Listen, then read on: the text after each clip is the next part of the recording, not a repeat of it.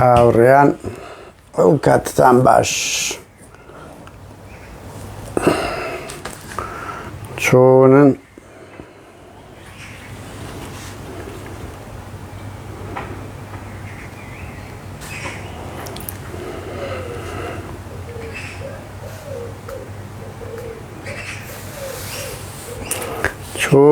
هاوڕێیان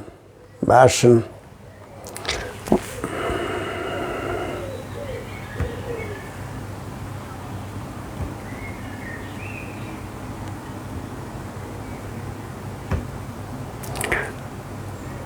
ڕێزمان هاوڕێیان ئێساوە وعدەکەم پێتاندا بوو کە بابەتێک لەسەر ململانەی دۆڕێ و لێرێ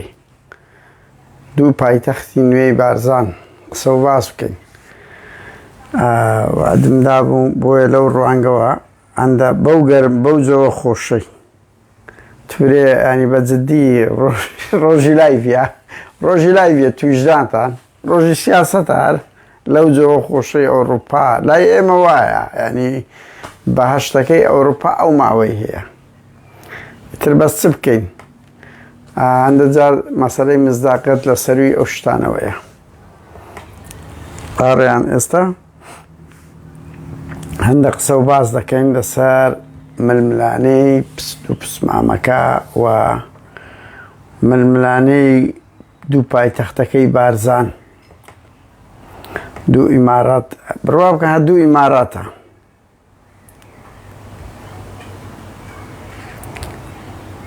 هەندێک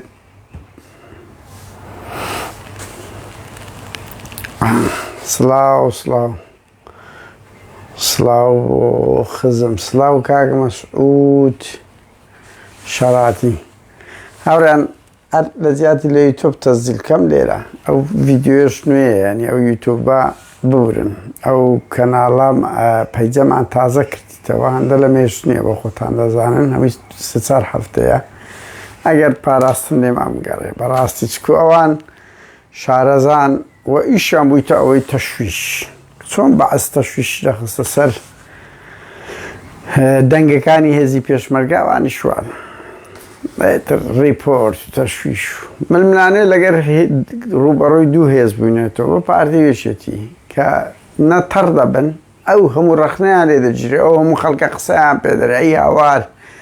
پۆز دەکەن کورە وەڵڵی نازانم بە جددیمە ئاوڕێیان بەخێر بێن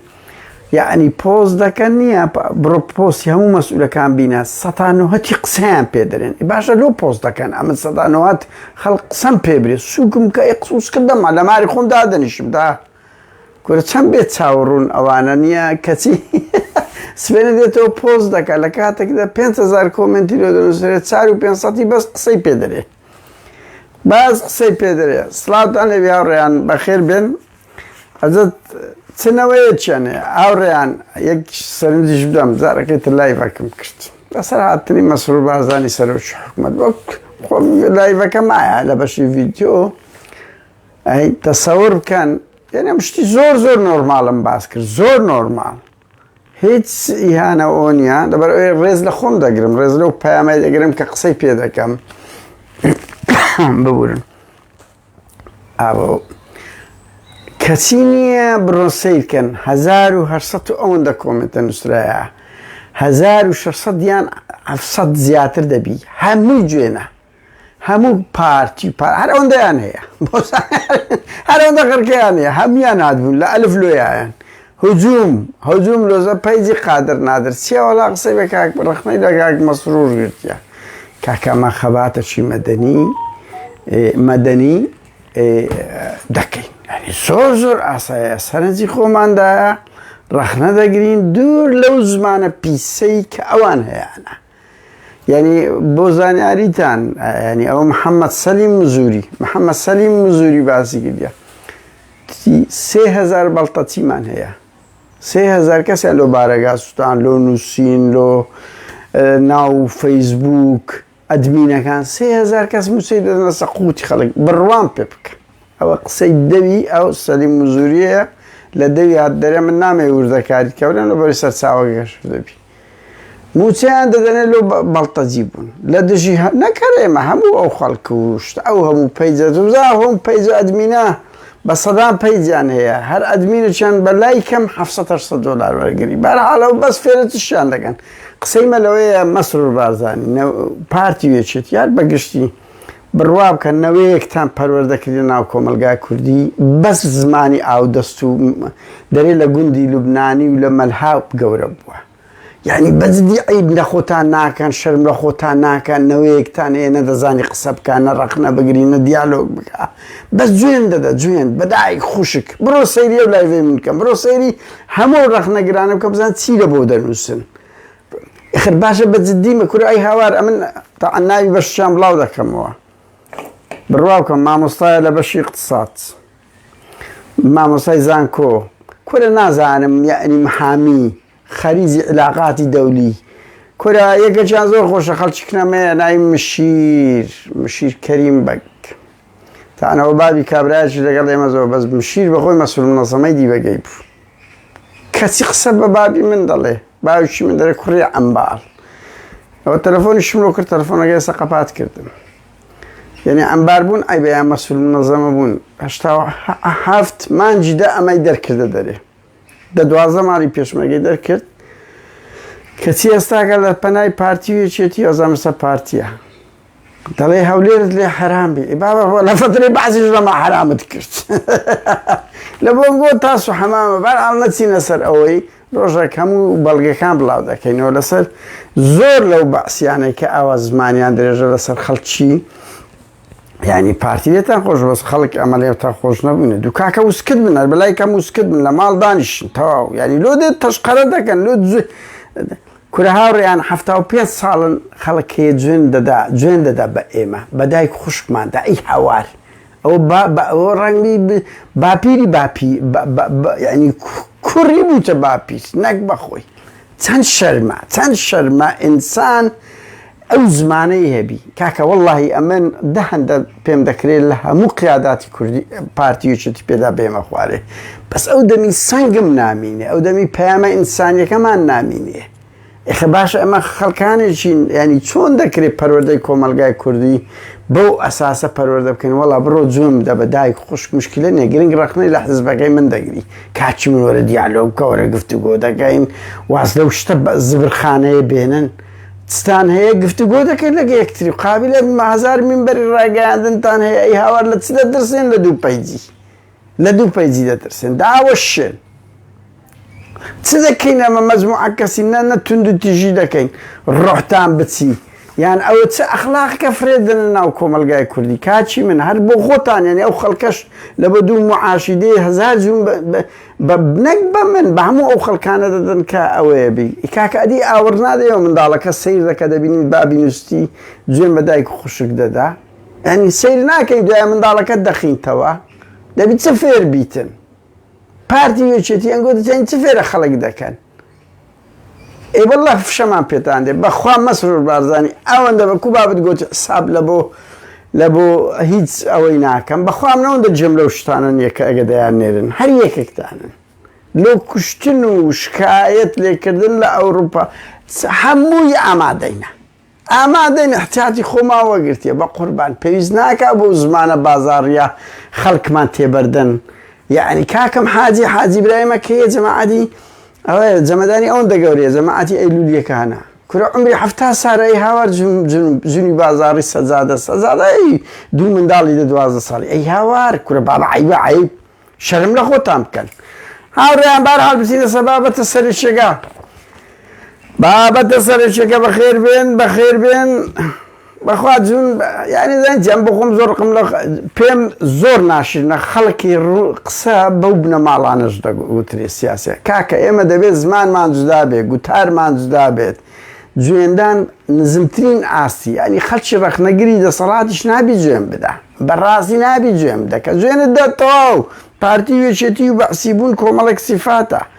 یعنی جوێندانەوەنی گفتوگۆ دەکەن کاکە گفتوگۆ دەکەن خۆ سەردەمی ئەو فەیسبوک و سۆسیال میدیا لۆ چ کرایتەوە لەوەی کرایتەوە گفتوگۆ بکرێ دیواری دیکتاتۆریەت بشێوە گفتوگۆ بکرێ هاوڕێیان باواز لەوە بێنینەوە بابەتە چەندە گرنگ نییە و پێشمانە جەماوەری پارتی وشێتی لەوەی زیاتر هیچکیان پێ نییە نە علم نە سەقافات نە مەدەنیەت هەرەوە جوێمدا بێدا بزان بەخۆ بەتاڵکردنەوە چیە من لە ئەوروپام 1000 جوێم بدە یعنی چیە جوێن دەدەیان هەڕەشە دەگەی لە کاکەوە من لێرەمە بە پێیان دەسوڕێمەوە و خەڵک دەزانی بە سیارە دەسوڕێمەوە پێویست دەگە بێ بوو نایەوە کوردستان کورد ناوەڵ نایەمەوە کوردستان یعنی چه ئازایەتیە تو 100,000 چەکدارت هەیە قانون و خۆندەرە لاتەنیەکەم بێمەوە هەر لەمە تاڕی دەمگری ئێلۆ دێمەوە خۆ بێ عەقڵ نی بەس ئەلێرە ئازایەتیە هەزاران ئەندامتان هەیە مەسئوولەتەکانتان ناوێرن بەهەرحاڵ باوە نەبن هاوڕێیان ئەمە کەسانیشی ڕۆژنامە چالاکوان کە خەبەرێک دێتە بەردەستمان باسەکەین یعنی جسڵ ناکەینەوە ڕۆژنامە نووس حدودی نییە خەبەرە دێ هیچ بە بنیازی ئەوەیە ململانەیەکان ئێستا زۆر قوڵ و تۆغ بوونەوە لە هەموو حیزبەکان لە هەموو شوێناک لەبەر ئەوەی ئەو شەڕی ئێستا بەتایبەتی تو بچی حزبی دەسەڵات ملیارەها دۆلار سڵتەی گەوراتەوە ئەناوی دەبتە مدیر عامەجی گچکە بە جینایەری لەبەر ئەو لۆ خێروبەرەکەتی هەیە خۆی دەبینتەوە ینی کتاچی کورد هەست بە زعف دەکەیت بچووترین پلەی هەبی قەت بە جینایەری ینی لای بدەی پێی ئەوەیە تاوانەشی زۆر گەورەی لە کرد دەکاتە کاچی من لە سەرۆک حکوومەت و هەموو سەرۆک حزب هەمووی ئامرازەکە لەو خزمەتکردن خۆ مڵکی باوکتان نییە ینی تو دادەندرێ خزمەت بکەی کە ناکرێ پێدەی وەرە خوارێ لەسەر کورسی بەجددی مەوەزنیمە لە کوردستان هەمووی بە خۆی تێدەگا بە مڵکی بابی تێدەگات تاپە ڕەشەکەی لە جیرفانێتەوە هەتا دەمری دوای خۆشە زە کوڕەکانیان پەروەردەکردی ئەوان دێنە شوێنی بۆیە ئەو ململانەیە قورسە و بڕۆژ بە ڕۆژ دەتەختەوە لەبەر ئەوەی پارە و کورسی زۆر خۆشەویسترا لە خزم و کەسوکار خزم و کەسوکار تۆ بڕۆ ببور کەپوم دەخورە دیارە لێدانە لێدان ماناتیە ئەوە هاوڕیان من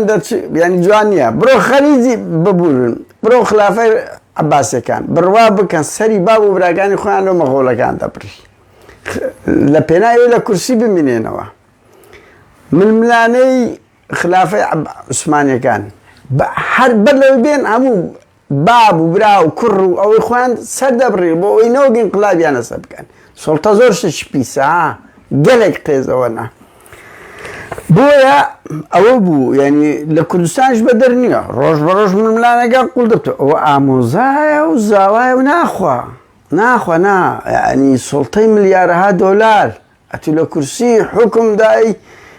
دەبیە ملیۆن نابینی کورسی پەرلەمان و سەرۆکی کۆماری ئەوانە بە 100 ملیۆن دۆلار لە عێراق دەفرۆشێ کاکە پارەی دەگە پارە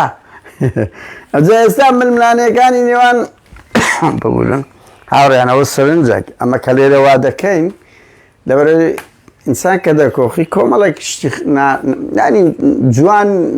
ئەوە ناشیرین ناخۆش دێتە دەرێ ئیتر بێگومان ئەتو نابی ئەوە بکەی لە کوردستانە هەرە نازان وەختی ما ئەوە بوو ئەوە بەدەستی دەکرد دوای ئەوە دەستەکەشی وا لێکرد دۆ قەچیرەکەی کەچی دەکرد لێرە وا دەکرێت ئیتر دوای ئەوە ئینسان ئەوەی دەتوانی بفرن بەس بەهەرحاڵ من بەخۆم سووکی کۆخەکەم بە بەردەوام لێیە بۆیە ئاوڕێیان گوندی دۆرە بابچمەوە گوندی دۆرە گوندی ماڵی مەسعود بارزانی و مەسرور و کوڕەکان هیچ پایتەختی ماڵی مەسعود بارزانیە گوندی لێرێ گوندی ماڵی ئیدریس بارزانیە نێچیر و براکانی دوو پایتەختی جیایە کەم کەسان دەزانن کەم کەسن بەڕوا بکە کوڕەکی ئیدریس بارزانی دلۆڤان لەگە مەتینی کوڕی لەوێ بوو چەند ساڵێک لەمە بەر تەقاندیانەوە یعنی دقیق بن لەوەی تەقاوە 3 کەسیش بریندار بوو بە ناوی کوشتنێشەوەیان کرد نابی لەوێن دەربن لە گوندی دۆرێ بن بە تەیارەی لە گەرمەی کەرەنتین بووە 2000 کۆتایی 2019 بووە بزانم بە تەیارەی نێچیر بردیە تورکیای لە تورکیاش تەحویلی سویسرایان کرد ئەوها قەلبیان سوستا بوو دڵنیاز بن لەو خەبەرە بۆیان نییە لە پایتەختی ماڵی مەسعود بارزانی بن پێشان هەندە شتیان هاوبەش بوو بەس ئێستا بڕوا بکەن مۆلیدەیان جودایە کارەبایان جودایە خەتیان خەتی ڕێگاوبانیان لۆ دوو دەڤەری جیایە یعنی خەتی ئەتەرنێتیان جودایە هەموو شتێکیان لەگە یەکتری جودایە ئەوە لەوە دقیق بن ینی گوندی لێرێ پایتەختەکە گوندی دەڤەری برم دۆرش ماڵی مەسعود بارزانی پایتەختەشکەیە هەرێکەوەی خۆتی مەسعود بارزانی بە خۆی و براکانی چیروانیش ئێستا زۆربەی ئامۆزا و خزم و کەسوکارەکە هەموو بەگەری کەتینە سا مەسعود بارزانی کوڕەکانی خۆی پێڕاگەیە کوڕەکانی خۆی پێڕاگەشتیمان بەوان دەدا ئەو کوڕەکانیشی سوڵتان هەیە بە نمونە مەسەڵەن ئێستا شێخ بابۆ لە بارزان بوویتە شێخی گەورەی بارزان شێخی گەورەی بارزان پێشان مەسئولی سوپای بارزان بەهزاد بوو کلک و باڵیان کردیە هیچی بەدەست نییە تا ئەمەعدین مەعروفە هیچی بەدەست نییە هەموو شتێک شێخ بابۆیە ئێستا کۆن وانە بوو بەهزاد بوو تا بۆ زانێتە هەموو شتان تەوزێ کرا بوو ها مەسەڵەن مەسیفی سودادیە بۆ زانیاری بارزان بەهزاد بوو سوڵتە ینی بڕیاری ڕقم یەک هەموو شوێنەکان شەقڵاوت نازەمی چییە ئەو هەلە تەوزێ کرایە تەوزێ کرا بۆیە وەزعیان باش نییە لە ناوە خۆیان کێشەکەش هیچ فکر و ئەوە نییە ململانەی اقتصاد پارە مەشاریە مەسەڵەن منداڵی مەسعود بارزانی کوڕەکانی خۆی پێڕاگەشتە کۆنتڕۆلی هەموو شتەشی دەکەن لە سوڵتا لە مەشاریعی گەورە لە نەوت کلکوباڵی خزمەکانی خۆشیان دەکەن ئیتر ئەوەیە کاردانەوەی ئەوەکانیوان یعنی حسابیان زۆر لۆ ناگەن دوێنە دەسەڵات ئیتر بۆیە لێرە یعنی نەکەر بەدەهەم بارزانی کە دیتان ئێستاکە بە ئاشکرا ململانەکانیان تەقیەوە دوو پاسەوانی ئەدهەم بارزانیان سوتان یەکە چیان مرد بۆ زان دوو پاسەوانی تایبەتی خۆی و نیمچە هەر ئەوەیان لێ کرد تاڵانێکی ناوماڵەکانیان لێکردن و ئەدهەم بارزانی لە ترسان ڕۆی ئەوە ئامۆزای نزوی شتیان 56 ساڵی شەو سرعە هەیە ئەو ڕۆ نییە هاوڕێ من کەەوە دەڵێم یعنی بڕۆ سیرکە شێخ ئەحمەد بارزانی شێخی بارزانە بەڵام کەس بەعسی دەکات کەس دەستە سەگۆڕەکەی کەس دەستە سەگۆڕەکەی نییە هەمووی هیماڵی مەسعود بارزانی و مەلا مستەفا و ئەوانەیە احتیمام هیچ بە شێخ ئەحمەد نادرێ ئەو یا من بزانم دەرگاکەی قفل درای گۆڕەکەی ئەوەش یعنی ململانەیەکە وەکو کوماڵی سەدامی هەبوو وەکو هەموو دیکتاتۆرەکان بیرتانە حوسێن کامل و عەلی حەسەن مەجید و هەما فلیمە دیکتاتۆرەکان کە قەڵەو دەبن کە بەهێز دەبن کە مەشاریع دەبی کە سوڵتە دەبی تێکدری بەردەبن ئەوە دیاردەیەکی زۆر سروشتیە پارتیەکان یەکجین وەڵای ڕاز ناکەن هەر باشترین نمونە هاوڕێیان کە کۆنگرەیان پێ نەکرا بڕیارەوە بوو کاک مەسعود بارزانی ئەتوو لە مانجی 6 کۆنگرە بکەیت ئەوە تێپەڕیوە وەڵا دەڕۆشمایە بە چەر پێ ڕایەگەی بەخوای کۆبنەوەی حزبیشت پێ ناکرێ نەک کۆنگرە قەزم بڕوا بکە ساڵێک و هەندێکە کۆبنەوەی مەکتەب سیاسیان پێ نەکرایە پێیان ناکرێت ناوە خۆیان من ناوڕێیان ئەو شتانە بۆیە باز دەکەم لەو ڕۆژانە وعدم پێتاندا وە شتێکی ڕۆژنامەگەریەوە بۆ ینی دوو بنەماڵەی باڵادەست چەکدار سوڵتەی اقتصادی گەورەیان هەیە هەر من دەمەوێت لێرە ئەوەش بڵێ ماڕیان لە کوردستان شتێک نییە ناوی پارتی وچێتی بۆ زانیاریتان هەتا بنەماڵی بارزانی بڕوا بکەن کۆمەڵە کۆمپانیایە کۆمپانیا بڕیار دەن مەسەلەن کۆمپانیای سلاحەدین ئیمەچیری کۆمپانیای ستێر گروپ وەکو قەیوان وەبزانام قەیوان و ماوە تۆردک بوویتە یەک ئیماڵی تاالبانی و دەرەوەی بەرهەم ساڵە لە هەو شێخ زەنجیش کۆمپانیایەکی هەیە ئەو چارە بڕیار دەدەن بۆ زانیاریتان بنەماڵەکانیش بڕیار نادەن پارتی وێچێتی شەندەنین چار کۆمپانیای گەورە تحکم دەکاتن لە پشتەوە مەسەڵەن لە سلێمانی قەیوان بڕیار دەدە بە قوربان یەکێتی و مەکتەب سیاسی ئەوە ئەو فلیمەی کە دەرهات قەیوان بوو ئید نەخۆشخانەی هیوە قەیوان بوو بەنمونە لە هەولێرە ستێر گروپ ئێستاکە ڕقم یەکن براکەم وڵات هەولێر گوتنی بەغەڵەت تێم مەگەنەوە جەرتیان لە کۆمپانیای سلاحەدین بەردایە تحکم مەسەڵەن کۆمپانیای سلاحەدین هەموو شتەکانی ئەو سەرپەرشتی دەکرد هەموو مەشاریعەکان ئەو وەردەگری ئەو بە خۆی دەداتە فەرع دەداتە پیاوەکان خۆیەکی قچەک ئەوە بەڵام ئەوان وسەیتەرن لەسەر ئەو بڕیار پشت بەردا بنەماڵەی بارزانی و تاالبانیش نین ئەریەکان شتێکی خۆی هەیە بۆیە کۆمپانیا ئێستا ململانەیە لە نێوان کۆمپانیای ستێرگروپ و سلاحەدینە ئەوەی نێچیر و مەسروری هەر بۆ زانێت دوو مانگێک لەمەوە بەرەم بە خەبەریش بڵاوم کردەوە مەسرور هەولیدا هەر کۆمپانیا سلاحەدین هەمووی مولکەکانی ئەدسکە یەکسەر نێچیر گوتی ئەم کۆنکوش ببوورن قەلۆش قەلۆش قەلۆش هیچ نما و تەواو و بە ناوی کەسە شکرد کەسەکەی ڕەوانی ئەڵمانیا کردنەوە کەشم نووسی بەس سا لە بیرم بچوو ڕەوانی دەرەی کرد وتی بڕۆ هەرەیە تا نەگیرن مولکەکانی مەسرور بارزانانی ئەو بەشێک لەو چاکسازانەی باز دەکەزانانی چییە مولکەکان لە ماڵی نەچیری وەردەگرتەوە بخاتە سەر ستێر گروپ بڕوا بکات هەر ئەوەیە هیچی نییە لێیان وەردەگرتەوە کە ئەمن ئەوە بڵێم بەڕاستی نێچیر دزەکی گەورەیە یعنی یەک جیاوازی گەورەشتان پێ بڵێم مەسرور بارزانی بەخۆی و برایەکانی دزی دەکەن بەس قبوڵی نییە لە دەرەوەی وان کەس دزی بکە ئەگەر بەخۆی ئۆکەی بکە بەس نێچیر هەموو کۆمەلگاش دەکاتە کردە دەست هەرچیەوە بڕۆ دزی بکە هیچ بڕۆ فەسادی بکە ینی کابراەک بوو بەڕاستی شای دزە شای فەسادە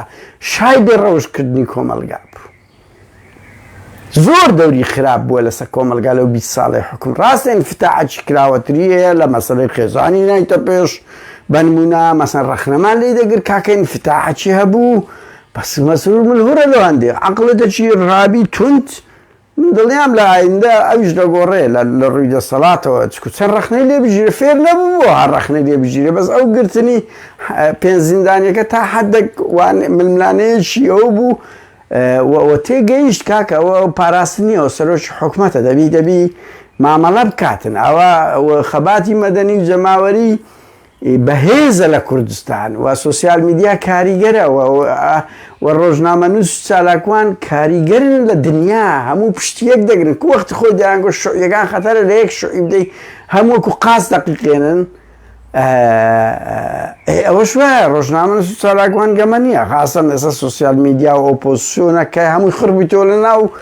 ئەو خەباتەمە دێت چکو ڕەنگ بیامە مەزموعەکمان خۆ دەدەینێ بەس بڕواکەم بە سەدان کەس خەریکی ئەو کەیسانەیە ئەجا هاوڕێیان بێمەوە سەر ئەوە کۆمپانیا ستێت گروپ و ئەوە ململانەیان هەیە هەوڵیدا کۆمپانیای نێچیری هەر هەموو دەستی بەسەردا بژیرە بە ئەوەی قانونی شتیوالا و ئێستا زۆربەی دەوڵەمەندەکانی باڵی نێچیری فلاس پێ دەکەن و پارەیان لێ وەردەگیرێ و مەشاریعەکانیان لێ وەردەگیرێت کە بەشەشی حەقە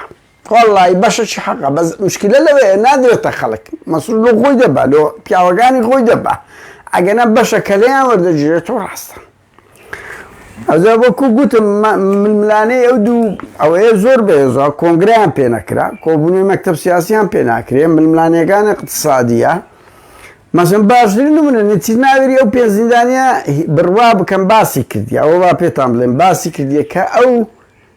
قدرەتی نییە ئەفو ئامە تایبەتێکەش دەربکاگەر ئەوە بی ئەڵڵا داوای کردی لە ئەوروپی ئەمریکیەکان وایە نێچیر بڕۆن بەما من بڵێن با کۆبنەوەی مەکتەب سیاسی بکاتن لە کۆبنەوەی مەکتەب سیاسی هەموو حزبەکان خڕکاتەوە لەوێ داوا لە من بکرێتن ئەو کات دەوێری نایوێتە مەسروری هیچی بەدەست نییە نێچیر هەیکەلەکە دانرایە بڕوا بکەن ڕاوێژکاری سەربازی مەسعود بارەگای بارزانانی دەسەڵاتی سەربازی سەدقاتی لە فەرماندەی هێزە چەکدارەکان کە مەسرورە زیاترە زایدە ناوڕێن دوایین شت یعنی ئێستا هەر بەخۆشتان سیر بکەم بەدەرلەوە مەسرور و مەسعود نێچیر جگەلەوەی هەرێکیان ئەوەی هەیە هەرێکیان دوو کوڕی هەیە هەرێکیان دوو تەلەڤیزیۆنی هەیە هەرێکیان دوو زانکۆی هەیە و هەرێکیان دوو کۆمپانیای خوتایبەت بەخۆی خێرخوازی ئەوانەشاندانایە وەنیە ینی هەموو شتێکیان تەوزیع کردیە هەموو شەوانەکە کە هەموو ئەمەدەیان نازین ئەوە نەبوون ئەو قودرەتیان نەبی بەرەحاڵ هاوڕێیان ئەرە و زانیاریە بوو کە وعدم پێتاندا بوو بۆیە باسکەم ململانەکان ئەوە دووسەرانی ڕەنگی لە بۆماندە قازانجی بەس بەسەرش کاکە شەڕی زوو درەنگ شەڕی لە مابەینی بەتە ماڵی تالەبانی و کۆسرەتی سەریالدایە وەنیا ینی خلاف لە مەعبەنی دڵنیا بن منداڵەکانی تالەبانی وش منداڵەکانی شێخزەنجیش سەر هەڵدەدا ئەوە سوڵتەیە وەکو گوتم ملیارەها دۆلارە تەریخی ژوا دەڵێتن تەریخ یعنی چەندین ئەوە میرنشین و ئیمپراتۆرەکان کە هاتینە و خەلیفەکان و ئەوانە هەموو چادەوروبەری خوزم و کەسوکاریەکانی خۆیان سەربڕکە بۆیە کە بە تایبەتی کە ئۆپۆزیسیۆن زەعیف ئەوانە تێکدری بەرەبن لە نێوان خۆیان لە نێوان خۆیان ئەو واقعە تاڵە هەیە پێویستی بە لێکۆڵینەوەی زیاترەیە پێویستی بە دواتچوون هەیە و باڵی نێچیری وەکو ئەو خاڵم نەبیێت بڕوا بکەن لە ئەنجومەن وەزیران هەر هەمیان ڕەوانی مارێکراینەوە کەسیان نەمایە بۆ زانیاریت لەوێن دەر لە کاتێکدا من نوکتەیەکی خۆم نوکتە نا ینی ئەوەکتان پێ بڵێم بەرپرسێکی بەشی عێراق زۆر برادەرم بوو لە دیسکی عێراقی وەزارەتی دەرەوە حزبەکە گۆڕا و حکوومەت گۆڕا ئیترەمیش گوڵم لۆ نارد تەلەفۆنی لۆ کردوتی گوڵی چ دەنێری ئەمە لە جێ خۆمە ناگۆڕدرێن حزب دەگۆڕێ حکوومەت دەگۆڕێ تێم دەگەی ئەمە لە شوێنی خۆمانین هەرچەندە لێرە بۆ زانەردەن هیچ بەرپرسێک لە هیچ شوێنێک لە 2 ساڵ زیاتر نابی لەبەر ئەوەی ترسی گەندەڵیان لێ هەیە لەم لە وەزارەتی دەرەوەی عێراق سوید ئاگادارم کە تا ئێستا لە 11 ساڵی ڕابردوو زیاتر لە 30 کەس لە دیدارم لەگەریان کردنە بووینە بەرپرسی دیسکی عێراق ئەوە نییە کوشتەکەی کرد برێەوەی خۆمە ئیبابمە ئیوا بە 3 مانگ بۆ بەرگەی نەگرتی خاستە هەموو هاوڕێیان دوایشت بخوان نوکتەیەشی زۆر خۆشە ڕۆژێک بەیەکەچیانم گوت ئەمە بەخۆمان زوو دەچین بەشی عێراق و ڕۆژهەڵاتی ناوەڕاست لە وەزارەتی دەرەوەی سوید تمە باشە لۆ لە عێراقۆندە بەرگە ناگر یعنی زوو دەگۆڕدرێن هەمووتان زوو کورەوتی چێ بەرگە عێراق دەگری مشکلی وای هەیە گوتێن دە وڵاتی هەیە دەچین دەبینە بەرپرس ئەگەر 6 مانگ جارێک مشکلەکەبی وتێ گۆزای چەند بە مشکلەنە هەموو ڕۆژێ مشکلە و تەلەفۆنات و کۆبوونەوە و بەدواتچوون وەخ ئەوەی زۆر دەوتی بۆیە کەس بەرگە ناگریتن بەرحاڵ هاوڕێیان ئەوە بەشێک بوو لەو زانیاریانەیە من کە دەمزانی ئێستاکە بووینە دووبەرە قسەی کۆتایی مەسعود و براکانی مەسعود بارزانی و براکانی لەبەرەیەکن کوڕەکانی و بەبرایەکانی هەموو ئامۆزا و خزم و کەس کوڕی خوشی مەسعودی و کوڕی نازانم خاڵەکانی و هەموو شکەتینە لای نێچیری لەبەرەوەی ئەوانەیان تڕۆ کردیە ماڵی مەسعودی کوڕەکانی خۆی سڵتەی کولیان هەیە هەریەکەیان پلەیەکی باڵایە دوبیرن ئەوەی ئاسایشی گشتی و دژە تیرۆر و ئاژانسی وەگرت منسوور نازانم لیوایەکی گەورەی سەربازی هەیە موکسی دەرێن زۆر تەدەخڵ ناکە زیاتر لە ئەمریکا و شتیوالەیە ئەو مەسوور کولفی کولاوە ئەستا حاکمی مطلقە بڕواو کە تحکم بە بارگای بارزانی شتەکە بە خۆی پیاوەکان دادنێ بابی یعنی زۆر تێکەڵ بە ئیشوی نابیت بەس بە ئیشی نێ چیر تابع عەدی معروف ئاجا و زانیارێک بوو عەزم کرد بزانن دڵنیام ئەوکو گوتم ئەوە دەپەڕتەوە لای یەکێتیش ئەو دوو هاوسەرۆکە لە ئایندەی دوور و نزیک ئەوانش لەبەر ئەوەی کورسی و مەشارعی ملیارەها دۆلار زۆر گەورەترە لە ئامۆزا و لە برا و ئەوانە تۆ دەبینی کاچی منە یەکێک دەمری بابەچیان هەیە یەک قەتعادیان هەیە دەبتە شەڕ و هەراهۆریە ژوو پیاوە زەوەرە ئەو هەموو ملیارەها دۆلارە بۆیە کە پارتیەکان دەرێن نییە ڕاست ناکەن لەو پەڕی قوڵیشە لەو پەڕی توندیشە هەرویستم ئەو زانیاریانە کە وعدم پێدا بوو باس بکەم بۆیە باسم کرد کاتێکی خۆش سڵاو و ڕێزمانێ